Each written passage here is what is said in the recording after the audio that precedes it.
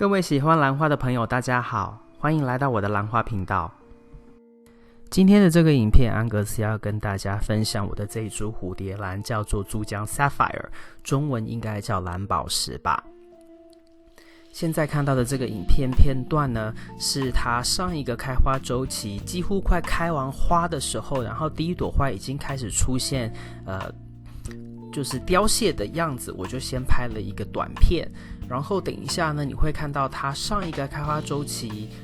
中后期的一个影片片段，那主要是给你们有一个参考点，然后我们再来看这一次的开花周期的表现。那当时我会买这一颗，回想起来应该是在我非常喜欢蓝紫色系颜色兰花的一个时期，所以因为我很清楚记得的是，这一颗跟我的紫马丁几乎是同时入手。有一个时期我对这种颜色军蓝色的品相呢是非常着迷的。那我们也知道，在兰花的世界里面是没有真正正蓝色的颜色，那只有很接近蓝色的紫色，最接近的其实就是 indigo 这个颜色。那 indigo 其实你在 Violesia 可以看得到， Bellina 里面可以看得到，然后还有其他一些比较少数的品相它有办法去能够达到那个非常接近蓝色的紫色。好，那我们这边看到的片段呢，就是这一株兰花上一个周期的后半段的一个开花。它其实所有的花都有开出来，所以你看到它前半部分的这个花都已经掉了，但是呢后半部分长得还是很好。不过你看它之所以双花梗，是因为它里面有两株，但我忘记它到底是两株完全分开还是子母株。但是它也有一个很奇怪的特性，就是它很容易在花茎的地方长根系，就即便是对它换完盆，所有根系种进去之后，它很快的就又会长很多气根出来，就是防不胜防所以它就是最后就是只能变成这个样子。那其中一颗呢，就是感觉上有一点小缺水，但是其实很多叶子都已经比较老，这些都是很老的叶子了。那又碍于说，因为它的根系其实当时据我的观察是很 OK 的，所以我又坚持了1年没有对它们进行换盆的动作。但是呢，后来我一直就是撑，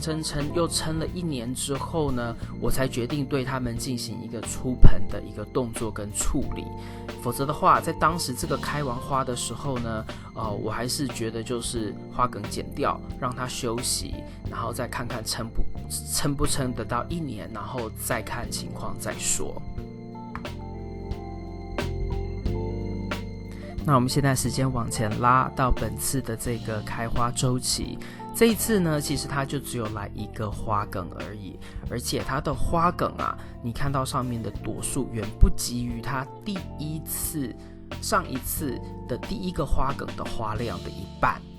那这个其实告诉我们什么呢？其实就是说，在环境相同、养护方式都相同的情况里面呢，表示这株兰花给我们了一些讯号。它退步的讯号表示，其实除了营养上的问题，可能就是介质或根系上面，我必须要去做检视，进一步的审查。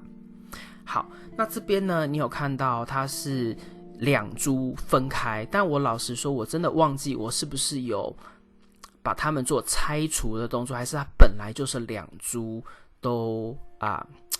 不同的个体，应该是不同的个体在同一个盆子里面。当时购得的时候应该是这样子，否则我应该是会记得的。好，那我当时其实有对它进行出盆，然后跟一个重新种进去的动作，所以这是为什么它没有那么多气根。刚刚前几张照片你有看到它的很多气根都被我种进去了。那这一次只有一个花梗，虽然也是开花，也是很漂亮，但是它的表现远不及于上一个开花周期那原因我个人的推测是因为换盆，然后呢难免修剪掉一些根系，我可能修剪的过头了，就是把一些可能也是 OK 的，应该要保留的根系我剪太多掉，虽然它还是能够开花，可能有伤到一些元气。然后再来呢，就是在换盆的季节可能不是最适当，所以这株兰花可能也经过一点就是需要适应期那个适应期还没有完全结束，所以只有比较大株的那个个体这一次来一个花梗给我们开花，是还是有花看但是远比上一次片头你看到那个影片，你会知道它的这个表现其实差蛮多的。养护上面呢，这株兰花它是种在一个杯子有洞，我换盆之后呢，我现在给它的杯子是下面有洞的无机介质。那这无机介质呢是主要是 mantle clay， 就是小颗粒的这一种介质石头无机。那每一次给它肥料呢，就是1/4浓度调好的，然后给它的水量是1/4杯，大概就是59cc 到60cc 这样的一个量。好，那我给它这样的量呢，是因为在我环境里面，这样的量在这种杯子介质的量里面，在1周能够很容易达到干湿循环所以这株兰花目前的养护是这样子。那我对它下一步呢，就是这个周期结束掉之后呢，我有在考虑要把它2株分开来养，这样子我就更能够去检视到底哪一株可能养护上面要更加强，或者是它2株在一起其实就太挤或怎么样。所以我是有在考虑要把另外1株没有开花的，就是挪到另外一个容器来分开养。以这2株目前的状况呢，叶子的数量还有它的这个叶子的感觉健康程度来说是蛮 OK 的。那杯子里面你看到它的根系的量还有它长势，其实应该是都没有问题。那现在就是看说我下一次在对它们进行做处理的时候呢，是不是把它们分开来养。所以下一个影片它们的开花，我到时候再给你们做一下它们的更新。整体上来说呢，还是有花看，也还是 OK， 但比起上一次我们知道它有一点退步，所以我们就要找原因来进行补救，希望它能够回到上一次开花的成果。